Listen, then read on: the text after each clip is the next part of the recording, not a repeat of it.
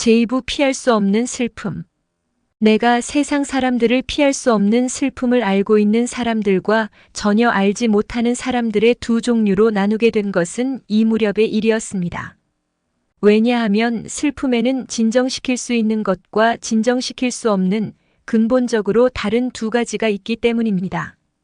내가 지금 쓰고 있는 것은 결코 나만의 체험은 아닙니다. 그것은 많은 우리들에게도 공통된 체험입니다. 지능 발육이 불충분한 아이는 이미 가정의 두통거리가 되고 있습니다. 그 무렵에 나는 지능적으로 결함이 있는 자녀를 가진 부모들이 서로 위로하고 의지하기 위해 만든 단체가 있다는 것을 알게 되었습니다. 이들의 대부분은 아직 젊은 층에 속한 사람들입니다. 그리고 이들 때문에 나는 얼마나 가슴이 아팠는지 모릅니다. 그들이 죽을 때까지 괴로운 나날을 보내야 한다는 것을 잘 알 수 있었기 때문입니다. 얼마 전에도 그들 중 한 사람이 와서 이렇게 말했습니다.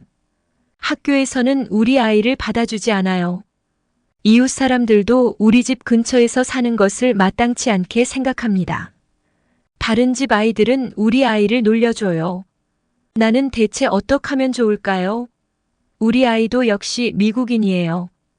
그 아이에게도 몇 가지 권리는 있을 거예요. 그리고 동시에 나에게도 권리가 있을 거예요. 그렇지요? 우리 아이와 같은 자식이 있다고 해서 죄가 될 리는 없잖아요. 분명히 그것은 범죄는 아닙니다. 그러나 사람들, 학교 선생들이나 이웃 사람들은 마치 그것이 무슨 범죄라도 되는 것처럼 여기고 있어요. 만일 당신도 지능 방야가를 두었다면 내 말을 잘 이해할 수 있을 거예요. 우리 딸아이가 어쩔 수 없이 다른 아이들처럼 정상으로 자라지 못하리라는 것을 인정하지 않을 수 없게 되었을 때 나는 내 자신에게 두 가지 문제가 남아있다는 것을 알게 되었습니다. 그리고 그 두 가지 다 나로서는 감당해내기 어려운 문제였습니다. 하나는 딸아이의 장래 문제였습니다. 육체적으로는 늙도록 살아남을 텐데 누가 이 아이를 잘 돌봐줄 수 있겠습니까? 아무래도 딸아이는 나보다 오래 살 가능성이 있습니다. 우리 집안은 대대로 장수하는 편이었습니다. 물론 오래 살지 못할지도 모르지만, 그러나 내가 슬픔과 두려움이라는 무거운 짐을 지고 있는 데 비해 딸아이의 어린 마음은 아무 부담도 느끼고 있지 않습니다. 걱정도 두려움도 일체 그 아이와는 관계가 없는 일입니다. 만일 딸아이가 나보다 더 오래 살면 어떻게 될까요? 그 경우에 누가 그 아이를 돌봐줄까요? 그런데 이 아이의 행복 속에는 이 아이만이 받는 신기한 위로가 있습니다. 딸아이가 마음의 슬픔을 안고 있으면서도 천연스럽게 노는 것을 보고 나는 이 아이를 틀림없이 천국의 천사처럼 일생을 보낼 것이라고 생각하게 되었습니다. 그 아이는 생존의 어려움을 한평생 모르고 살 것입니다. 그리고 자기가 남들과 다르다는 것조차 모를 것입니다. 그 아이는 영원히 어린이들의 즐거움을 느끼며 무책임하게 살아갈 것입니다. 그리고 나의 의무는 그 아이의 안전과 나날의 양식, 살집, 그리고 친절을 보장하는 것입니다. 확실히 세월이 흐름에 따라 나는 그 아이가 자기 자신의 처지도 모르고 있는 데 대해 크게 감사하게 되었습니다. 만일 그 아이가 남들처럼 정상으로 자랄 수 없는 인간의 운명을 타고났다면 나는 그 아이가 남들처럼 자라지 못하는 것을 고맙게 생각합니다. 가엾은 사람들은 자기가 남들과 다르다는 것을 희미하게나마 알고 있는 사람들입니다. 나는 이런 사람들을 본 적이 있으며 이들이 자기를 나는 바보야라거나 천치인 건 나도 알고 있어라거나 혹은 나는 병신이라 결혼하지 못해라고 말하는 것을 들은 적이 있습니다. 이들은 자기가 한 말의 뜻조차 잘 모르고 있지만 가엾게도 자기의 이상을 조금이라도 아는 것만으로도 괴로움을 당하기에 충분합니다. 나는 딸아이가 그들처럼 되지 않은 데 대해 하나님께 감사하고 있습니다. 그 아이는 개인날이나 비오는 날을 각각 즐길 수 있고 스케이트를 타거나 세발 자전거를 타는 것을 무척 기뻐하며 또 기꺼이 인형이나 장난감을 가지고 소꿉장난을 하거나 모래장난을 할 수 있습니다. 그리고 그 아이는 바닷가에서 뛰어나가기도 하고 파도가 희롱하는 것도 좋아하며 가장 좋아하는 것은 음악을 듣는 것입니다. 그 아이는 몇 시간 동안이라도 계속해서 레코드를 들으면서 마음의 평온을 찾을 수 있습니다. 그 아이 안에 숨은 천부적인 재질을 위대한 교향악을 듣는 그 아이의 황홀경에서 찾아볼 수 있습니다. 그 아이는 입가에 미소를 띠고 나도 알 수 없는 먼 곳을 바라보며 황홀경에 심취해 있습니다. 그 아이는 어떤 종류의 음악을 유난히 좋아합니다. 교회 음악, 특히 찬송가를 들으면 흐느껴 울기 때문에 더 이상 듣지 못하게 됩니다. 나로서는 그 아이가 무엇을 느껴 그렇게 감동하는지 알 것 같습니다. 사람들이 보지 못하는 하나님을 믿으며 그 하나님께 바친 신도들의 합창에 어떤 무한한 비애가 깃들어 있기 때문입니다. 그 아이는 나직한 목소리로 노래 부르는 멜로디나 아니한 리듬을 모두 싫어하고 유행가 따위도 좋아하지 않습니다. 만일 누가 재즈 레코드라도 틀면 그 아이는 괴로운 듯한 표정을 짓고 싫어 저건 싫어 하고 말할 것입니다. 그래서 그 레코드는 축음기에서 치워버려야 할 뿐더러 어디 딴 곳에 둬야 할 것입니다. 그러나 그 아이는 위대한 음악에는 무한한 기쁨을 느끼면서 귀를 기울입니다. 금년 여름에 집에 돌아가 있을 때 딸아이는 축음기 옆에 앉아 꼼짝도 하지 않고 베토벤 제5교향곡을 끝까지 듣고 있었습니다. 그리고 그 음악이 끝나자 아이는 다시 한번 처음부터 듣고 싶다는 것이었습니다. 그 아이의 취미는 고상합니다. 그리고 어떤 본능적인 힘이 작용하는지 그 아이는 자기의 수많은 레코드를 하나하나 정확하게 알고 있습니다. 그 아이는 글자를 읽지 못하는데 어떻게 그것을 알 수 있는지 나도 모르겠습니다. 그러나 레코드마다 정확히 구별하여 자기가 요구하는 레코드를 스스로 곧잘 찾아냅니다. 내가 이런 이야기를 쓰는 것은 그것이 보상의 하나가 되기 때문입니다. 이런 아이들도 저마다 자기의 기쁨을 알고 있습니다. 내가 알고 있는 작은 남자아이, 나는 일부러 작은이라는 말을 사용합니다. 사실 그 사람은 이미 육체적으로는 훌륭한 어른이 되어 있지만은 밝은 색깔의 헝겊 조각을 모으는 데서 독특한 기쁨을 느끼고 있습니다. 이 아이는 헝겊 조각의 색깔이나 천의 차이를 보고 신이 나서 그것을 여러 가지고 분류해서 실증을 느끼는 일이 없습니다. 그리하여 그 아이의 부모는 그것을 보고 무척 기뻐하고 있습니다. 그것이 적어도 그 아이에게 만족을 주고 그 아이의 마음을 흡족하게 해주니 부모로서는 감사하지 않을 수 없는 것입니다. 물론 수량으로 말하면 수많은 밝은 색깔의 헝겊 조각과 화가가 사용하는 그림물감 상자와의 사이에는 큰 차이가 있지만 그러나 질적으로는 소년이나 화가가 똑같은 기쁨을 느낀다고 보아야 할 것입니다. 왜냐하면 소년과 화가는 그것에서 똑같이 정신적인 만족을 발견하기 때문입니다. 나는 여기서 부모에게 말씀드리고 싶습니다. 만일 당신들의 자기 자녀가 정상적으로 자랄 수 없다는 것을 알게 되더라도 자녀가 자기의 상태를 알아차릴 가능성이 없을 경우에는 결코 슬퍼해서는 안 됩니다. 그 경우 생활의 부담은 그 자녀에게서 제거되어 어떻게 하면 그 부담을 감당할 수 있을까 하고 생각하는 당신들의 어깨에 그 부담이 얹혀 있기 때문입니다. 피할 수 없는 슬픔, 이 슬픔을 감당할 수 있는 방법을 배우는 것은 결코 쉬운 일이 아닙니다. 이 교훈을 배우게 된 나는 오늘에 와서야 겨우 내가 배워온 길을 하나하나 되돌아볼 수 있지만 전에 그것을 배우는 과정에 있었을 무렵에는 그것은 대단히 어려운 일이었으며 또 눈앞에 다가오는 한 걸음 한 걸음은 참으로 넘기 어려운 난관처럼 생각되었습니다. 왜냐하면 부모보다도 오래 살지 못하는 아이의 생명을 어떻게 하면 보호할 수 있을까 하는 문제 이외에 자기 자신의 비참한 생활을 어떻게 감당해 나가야 하느냐는 문제까지도 겹쳐 있기 때문입니다. 인생의 모든 즐거움도 부모로서의 자존심도 사라져버립니다. 뿐만 아니라 인간의 생명이 그 아이로 말미암아 끊겨버리는 듯한 느낌마저 드는 것입니다. 세대에서 세대로 흘러가는 생명의 흐름이 정지되어 버리는 것입니다. 차라리 죽는 쪽이 더 편할지 모릅니다. 죽음은 그것으로 끝나니까 전에 있던 것이 지금 없는 것은 당연한 일입니다. 만일 내 아이가 죽어준다면 얼마나 좋을까 하고 나는 마음속으로 몇 번이나 외쳤는지 모릅니다. 이런 경험이 없는 사람들에게 이것은 무서운 생각으로 들릴 것입니다.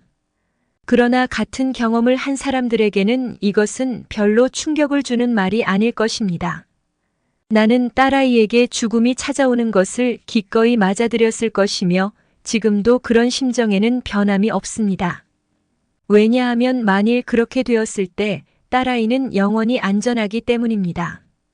이런 종류의 친절한 죽음의 문제에 대해 사람들이 생각하게 되는 것은 당연한 일입니다. 나는 때때로 지능적인 결함을 가진 자식을 죽인 아버지나 어머니의 이야기를 신문에서 읽지만 진심으로 그들을 동정하지 않을 수 없습니다. 나는 그와 같은 행위의 이면에 있는 사랑과 절망을 잘 알고 있습니다. 피할 길이 없다는 것을 분명히 알게 되었을 때에 느끼는 절망뿐만 아니라 그 후의 생활에서 그 절망은 날마다 커가는 것입니다. 날마다 자식은 어제와 조금도 달라지지 않았다는 것을 알면서 살아가는 동안 절망은 점점 커지고 이런 자식을 돌보는 일이 어려운 데다가 아무리 자라도 다만 육체밖에는 성장하지 않는 몸, 전혀 생생한 표정으로 아무 반응을 보이지 않는 공허한 눈동자를 바라보거나 앞이 캄캄한 의무를 언제까지나 다해야 한다는 심정은 모든 절망을 더욱 깊은 낭떠러지로 몰고 가는 것이기 때문입니다. 그리고 그런 절망뿐만 아니라 두려움과 대체 내가 죽으면 누가 이 일을 맡아 해줄까? 하는 의문에 직면하게 됩니다. 그러나 내가 신문에서 읽은 것처럼 만일 부모가 자기들의 것이 아닌 권리를 마음대로 자기 것으로 행사하여 자기의 목숨을 끊는다면 그것은 너무 잘못된 일이라고 하지 않을 수 없습니다. 그들이 애정이 넘쳐서 자신의 목숨을 끊는 일은 있을 수 있습니다. 그러나 그건 역시 옳지 못합니다. 인간의 생명에는 우리가 헤아릴 수 없는 신성한 것이 있습니다. 그리고 누구나 그 신성한 것을 느끼고 있습니다. 왜냐하면 모든 사회에서 자기의 이익을 위해 남을 죽이는 행위를 죄로 여기는 것을 보아도 알 수 있습니다. 사회는 어떤 무거운 죄를 저지른 자에게는 죽음을 명합니다. 그러나 죄 없는 자가 죽임을 당해도 무방할 리가 없습니다. 그리고 제대로 성장하지 못하는 이 아이들처럼 죄 없는 자는 없습니다. 살인은 어디까지나 살인입니다. 만일 부모라고 해서 그 아이를 죽일 권리가 있다면 이 세상에 무서운 결과를 가져오게 될 것입니다. 만일 모든 죄 없는 자를 죽일 권리를 사회가 갖는다면 그 결과는 생각만 해도 두렵지 않습니까? 처음에 죽임을 당하는 것은 아마도 아무도 도와줄 수 없는 어린이뿐일 것입니다. 그러나 다음에는 아무도 도와줄 자가 없는 노인을 죽여도 무방하게 될지 모르며 한 걸음 나아가서 양심이 마비되면 편견이 남을 죽이는 것을 하나의 권리로 인정하여 어떤 피부 색깔이 다른 인종이나 또는 어떤 교의를 신봉하는 사람들까지 죽이게 되지 않는다고 보장할 수 없습니다.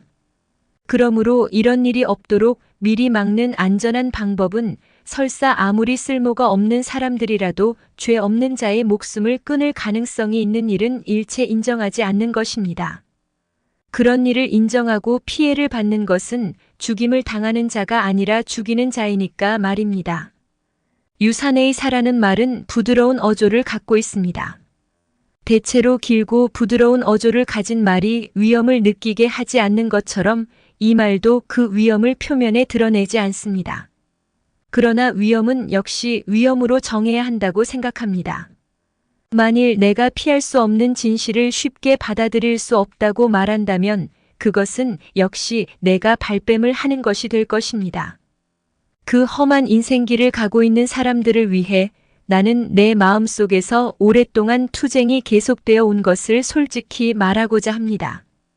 나의 상식 혹은 의무를 어겨서는 안 된다는 신념은 나에게 언제나 재앙이 내 자신의 생활이나 나의 친척 또는 친구들의 생활을 침해해서는 안 된다고 나에게 타이르는 것이었습니다.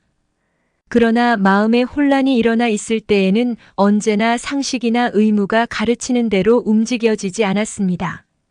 마음에서 상식이나 의무의 신념이 명하는 대로 움직일 수 없다는 것을 깨달은 내가 타협책으로서 생각해낸 것은 이야기를 나누거나 웃거나 혹은 세상에서 일어나는 일에 흥미를 갖고 있는 체하거나 되도록 표면상으로는 나에게 변한 데가 없는 것처럼 행동하는 것이었습니다.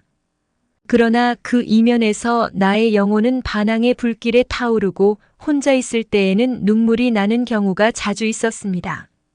물론 이와 같은 표면상의 행동을 계속하는 동안에는 다른 사람들과 진실한 마음으로 어울릴 수 없었습니다. 다른 사람들은 분명히 나의 표면적인 명랑성이나 천박한 거동을 알아차리고 그들의 알지 못하는 내 마음의 밑바닥에 도사리고 있는 냉엄한 것에 반발을 느꼈을 것입니다.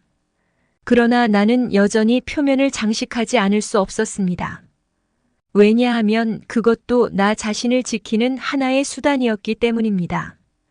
그 무렵의 나로서는 내 마음속 밑바닥에 있는 것을 다른 사람들에게 이해시키는 것은 불가능한 일이었습니다. 오늘날 나는 태연하게 이런 이야기도 할 수 있게 되었습니다.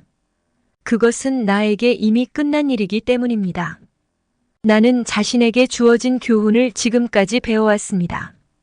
그러나 제거할 수 없는 슬픔을 그대로 지니고 살아가려면 어떻게 해야 하는가를 이야기하는 것은 나에게도 흥미있는 일이며 또 몇몇 사람들이 겪은 그 과정이 어떠했는가를 알기 위해 다소라도 의미 있는 일이 아닐까 하고 생각했습니다. 그래서 이제부터 그것을 말씀드리려고 합니다. 제거할 수 없는 슬픔을 지닌 채 살아가려면 어떻게 해야 하는가를 깨닫는 과정의 첫째 단계는 비참하게 또 산만한 것입니다. 앞에서도 말한 바와 같이 모든 것에서 기쁨이 사라져버립니다. 인간과 인간의 관계는 무의미한 것이 되고 그 밖의 모든 것이 의미를 상실하게 됩니다. 풍경이나 꽃이나 음악이나 내가 전에는 기쁨을 느꼈던 것이 모두 공허한 것이 되어버립니다. 나는 실제로 음악을 전혀 들을 수 없게 되었습니다. 그리고 그 후 다시 음악에 귀 기울이게 되기까지는 여러 해가 지나야만 했습니다. 이 깨닫는 과정이 상당히 진전되어 내 영혼이 거의 타협할 수 있는 경지에 가까워졌을 무렵에도 나는 음악을 들을 수 없었습니다. 그 무렵 나는 자신이 해야 할 일은 다 했습니다. 집안이 깨끗이 정돈되어 있도록 감독하고 화병에는 꽃꽂이를 뜰에는 화단을 만들어 장미가 피어나게 하고 식사를 제때에 준비하도록 신경을 썼습니다.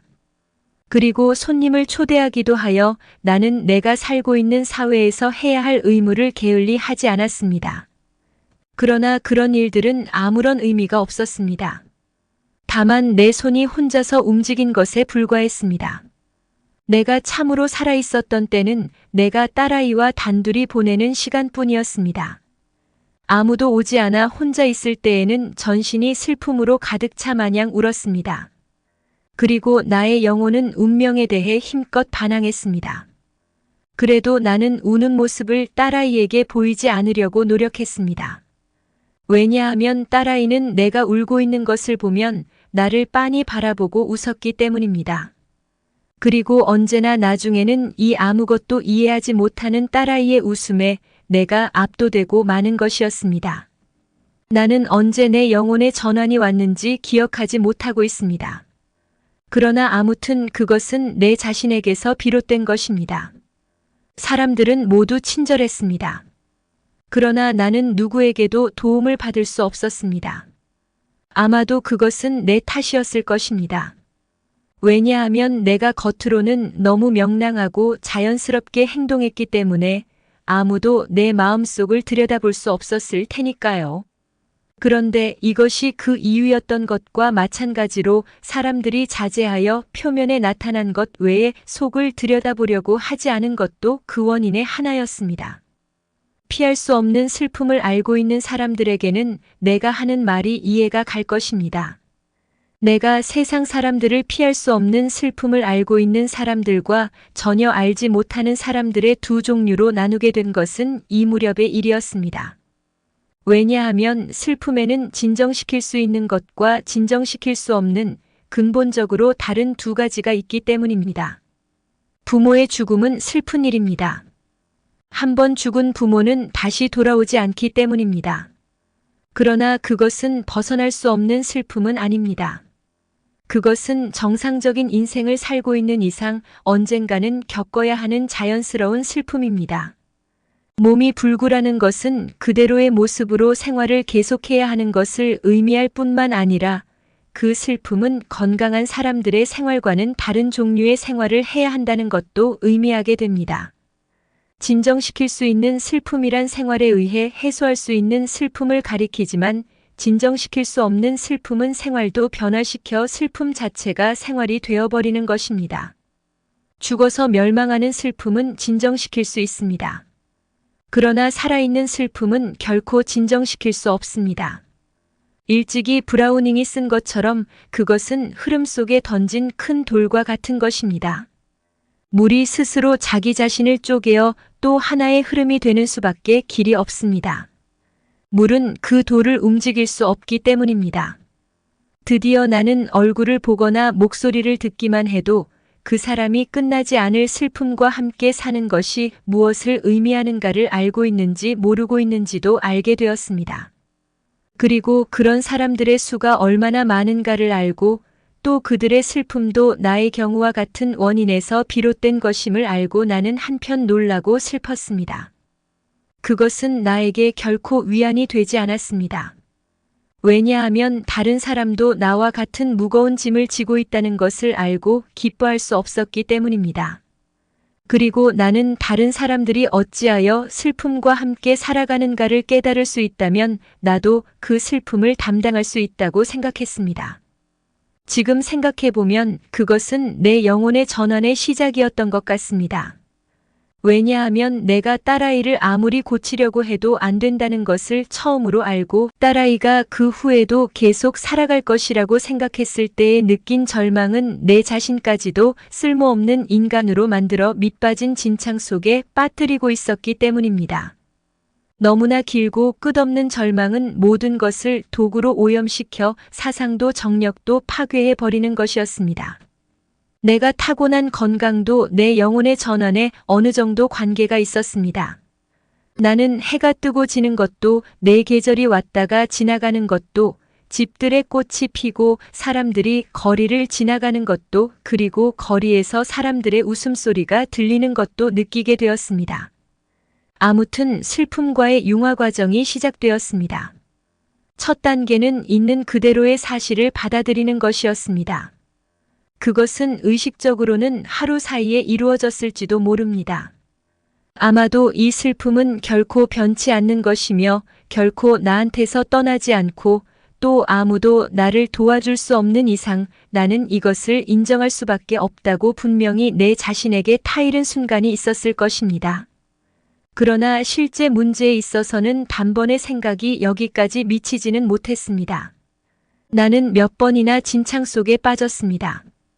무럭무럭 자연히 자라나는 이웃 아이들이 내 딸아이에게 할 수 없는 일을 말하거나 얕보는 것을 보기만 해도 나는 기가 꺾이는 것이었습니다. 그러나 나는 그 절망의 밑바닥에서 기어나오는 방법을 배웠습니다.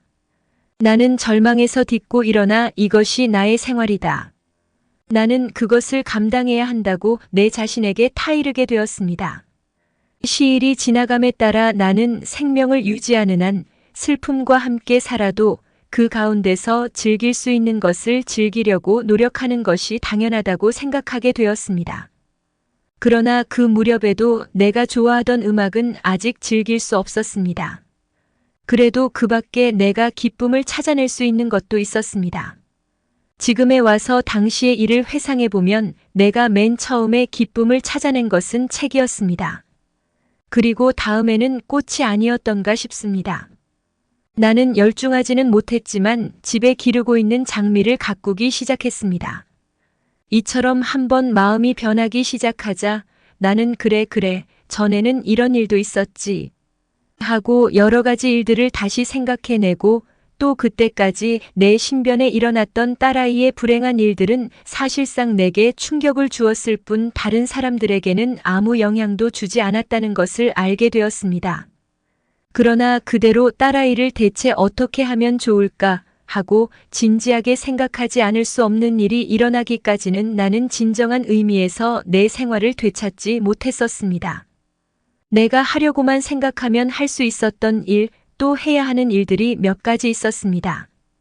딸아이를 언제까지나 내 곁에 둬야 하는가, 혹은 같은 정신방야가들과 함께 생활할 수 있는 곳으로 보내야 하는 것도 그 하나였습니다. 물론 만일 그 아이가 나와 함께 생활하는 것이 안전하기만 하다면 나는 그렇게 하는 것이 가장 좋은 일이라고 생각했을 것입니다. 왜냐하면 아무도 나만큼 딸아이를 잘 이해할 수 있는 사람이 있으리라고 생각되지 않았으며 또 다른 사람이 나만큼 그 아이를 잘 돌봐줄 수 있으리라고 생각되지 않았습니다.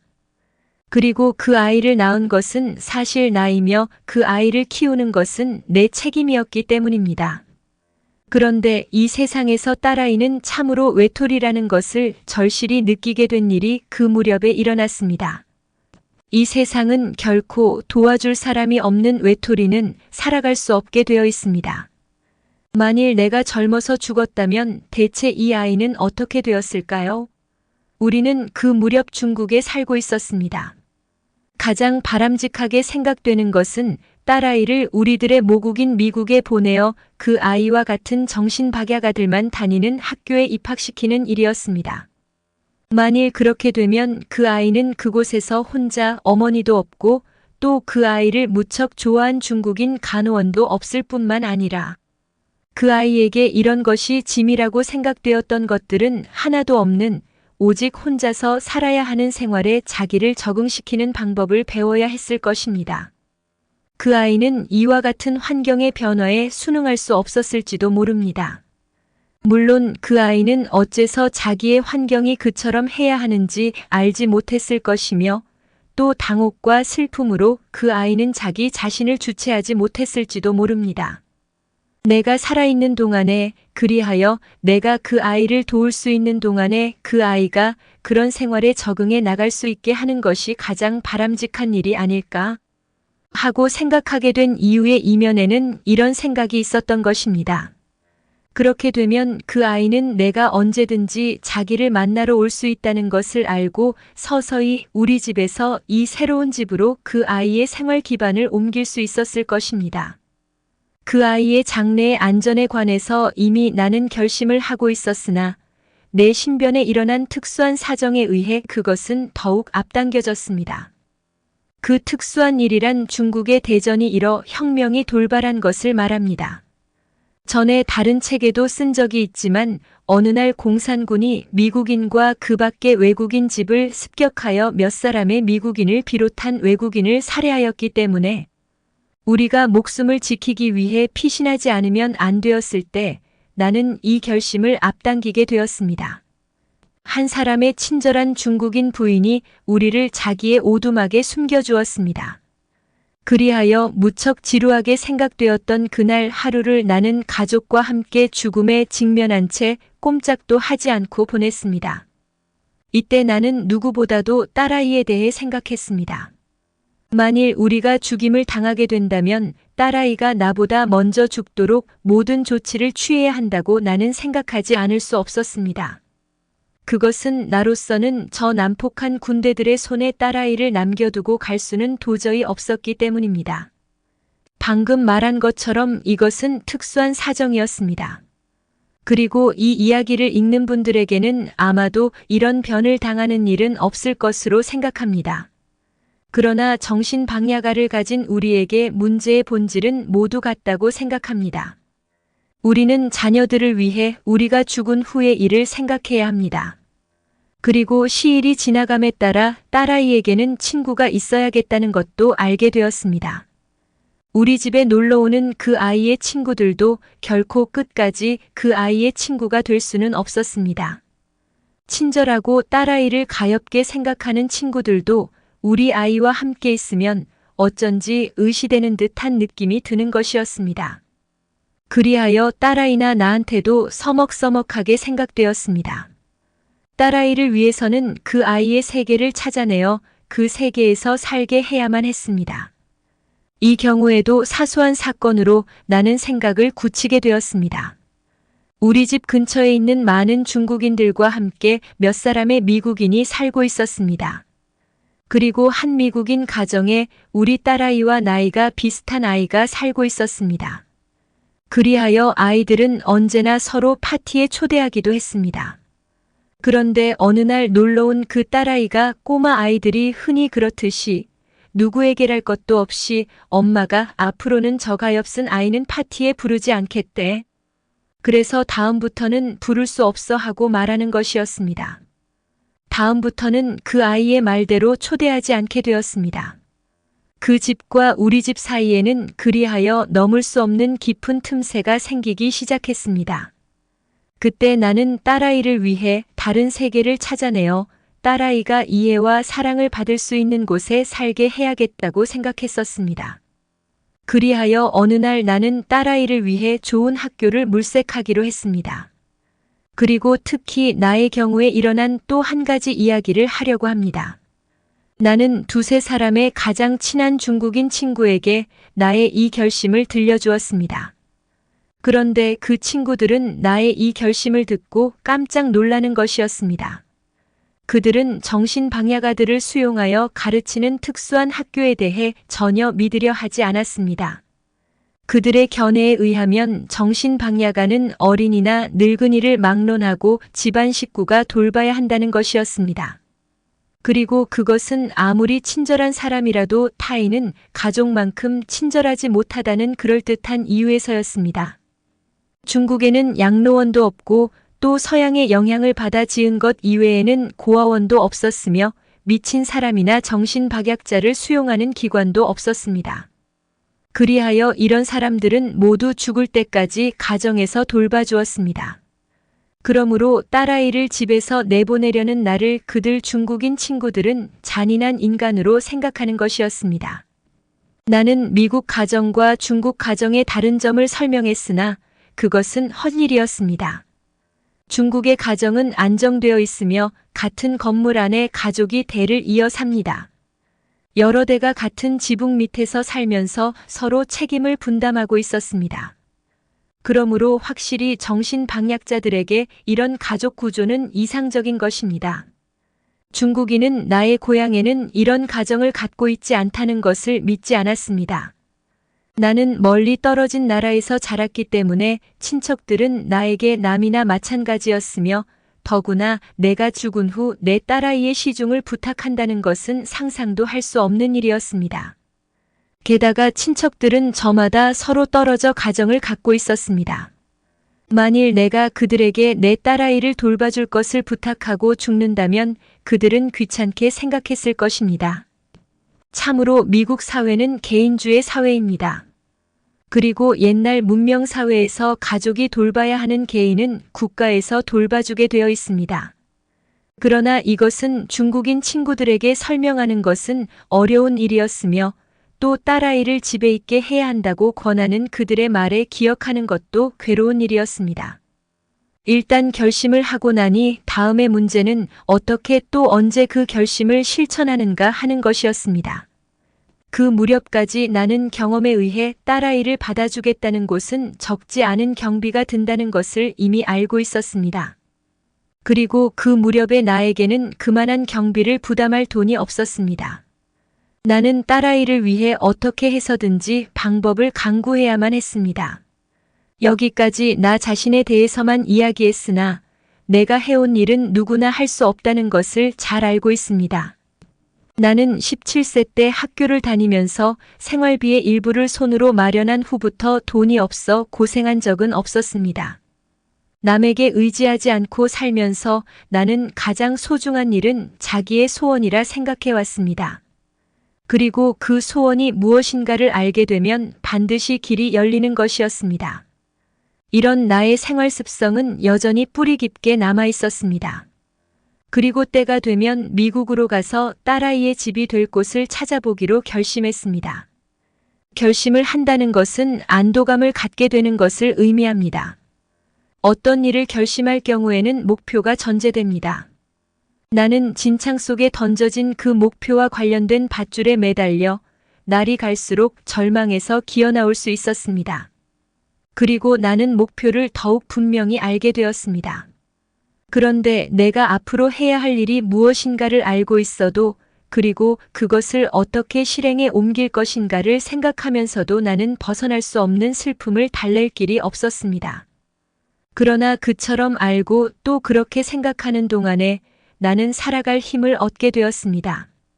그리고 나의 영혼을 반항으로 말미암아 지치게 하는 패단이 없어졌습니다. 또한 나는 전과 같이 어째서라는 의문을 갖지 않게 되었습니다. 이렇게 된 까닭은 내 자신의 걱정과 슬픔에 대해 생각하지 않고 딸아이의 일만 생각하게 되었기 때문입니다. 이것은 내가 인생과의 투쟁을 중단한 것을 의미하는 것은 아니었습니다. 이것은 내가 서서히 혹은 맹목적으로 인생에 순응하게 된 것을 의미하는 것이었습니다. 내가 나를 중심으로 생각하거나 행동하는 한 인생은 나에게 감당할 수 없는 것이었습니다.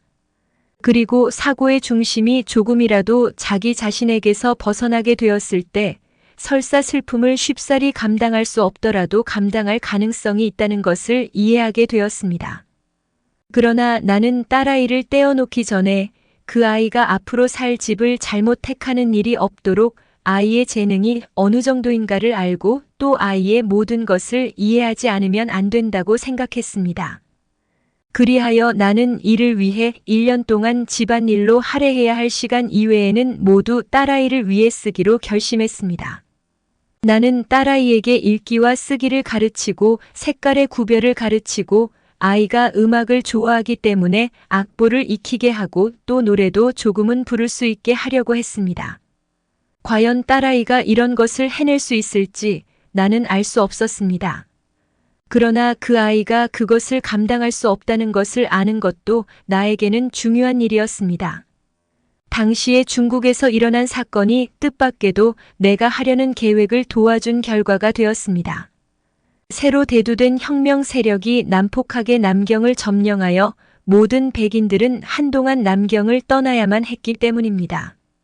남경이 점령된 것은 초봄이며 우리는 나가사키에서 가까운 아름다운 산속에서 평화로운 여름을 보내기 위해 일본으로 피난했습니다.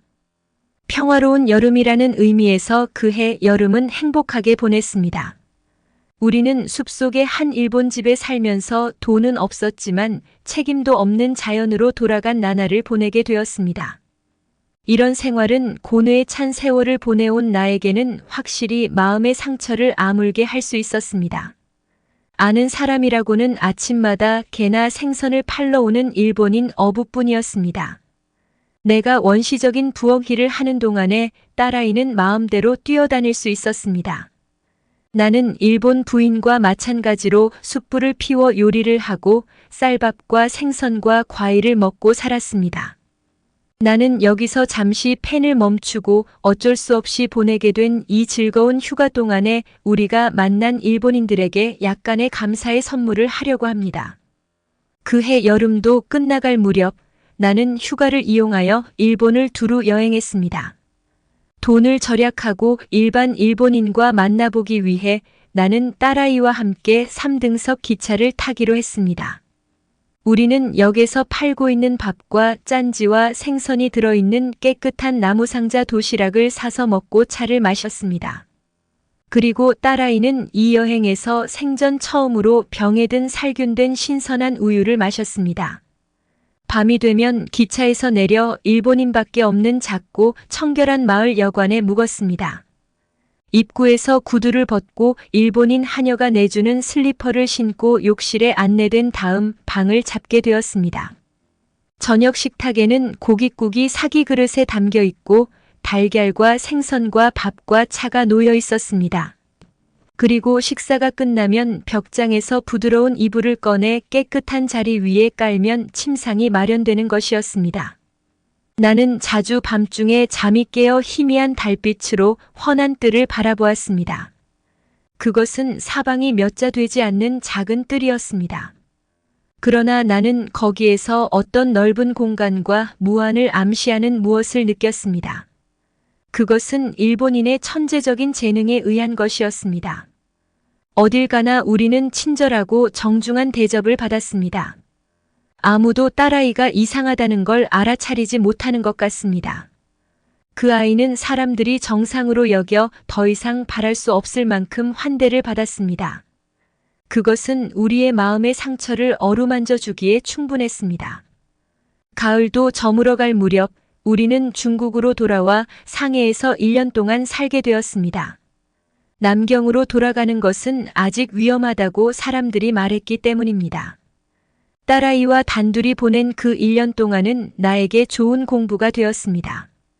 이제 와서 그 1년을 돌이켜보면 내가 인간 정신에 대해 갖고 있는 지식다운 지식은 모두 그동안에 내 것이 되기 시작했다는 것을 알 수 있습니다. 우리가 살고 있던 집에는 같은 피난민 가족이 2세대 살고 있었으며 우리는 맨 위쪽 방 3개를 세내었습니다. 나는 그곳에서 딸아이와 함께 하루하루의 예정을 세웠으며 그 중에는 많은 시간을 딸아이가 무엇을 할 수 있는지 알기 위해 사용했습니다. 나는 끈기 있게 딸아이의 낮은 지능과 보조를 맞춰 나가기 위해 자기를 계속 억제해 나갔습니다. 성급한 것은 하나의 죄악이라고 생각했기 때문입니다. 이리하여 일과 공부와 유희가 혼합된 그간 1년이 시작되었습니다. 이 1년 동안에 일어난 자질구레한 일들은 이제 와서는 별로 중요한 일이 아니나 다만 딸아이가 쉬운 문장을 읽을 수 있고 노력하면 자기 이름을 쓸 수 있다는 것, 혹은 노래를 대단히 좋아하여 간단한 노래는 혼자 부를 수 있다는 것을 알게 되었다는 것만 여기서 말씀드리고 싶습니다. 그 아이가 할 수 있는 일은 모두 그 자체로서는 별로 의미가 없는 것들이었습니다. 나는 연습을 잘 시키면 딸아이는 더욱 잘할 것이라고 생각했습니다. 그런데 어느 날 여느 때와 마찬가지로 정답게 나는 우연히 아이의 손을 잡고 글자를 쓰게 하기 위해 손을 잡았습니다. 그런데 그 손은 뜻밖에도 땀으로 흠뻑 젖어 있었습니다. 나는 아이의 양손을 잡고 자세히 살펴보았습니다. 양손이 모두 흠뻑 젖어 있지 않겠습니까? 그때 나는 아이가 아무것도 모르면서 나를 기쁘게 하려는 천사와 같은 심정에서 오직 어머니를 위해 아주 긴장하면서 글자 쓰는 법을 열심히 배우려고 애쓰는 것을 알게 되었습니다. 나는 다시 가슴이 찢어지는 듯한 느낌이 들었습니다. 겨우 제 정신으로 돌아와 냉정해졌을 때 나는 거기 있던 책을 모두 버리고 영원히 다시는 눈에 띄지 않도록 했습니다. 이 가엾은 아이에게 무리해가며 할 수 없는 일을 억지로 시켜 대체 무슨 소용이 있겠습니까? 땀 흘려 수고하면 딸아이도 조금은 책을 읽게 될지도 모릅니다. 그러나 그 아이는 책을 읽게 되었다고 해서 결코 기뻐하지는 않았을 것입니다. 그리고 자기 이름쯤은 쓸 수 있게 되었을지 모릅니다. 그러나 그 아이는 자기의 의사를 남에게 전달하는 수단으로서 글을 쓰는 일은 결코 없었을 것입니다. 딸아이는 음악을 듣고 즐길 수는 있었지만 작곡할 수는 없었습니다. 그러나 그 아이도 인간입니다. 그러므로 행복하게 살 권리가 있을 것입니다. 그리고 그 아이에게 행복이란 그 아이의 지능 그대로 살아가는 것이었습니다. 자, 밖에 나가 고양이와 놀자 하고 나는 말했습니다. 그 아이의 작은 얼굴은 뜻밖의 기쁨에 넘쳐 있었습니다. 그리고 나는 그 기쁨을 보기만 해도 아, 다행이구나 하는 생각이 들었습니다. 그 후로 나는 행복이 그 아이의 세계라고 혼자서 믿어 의심치 않았습니다.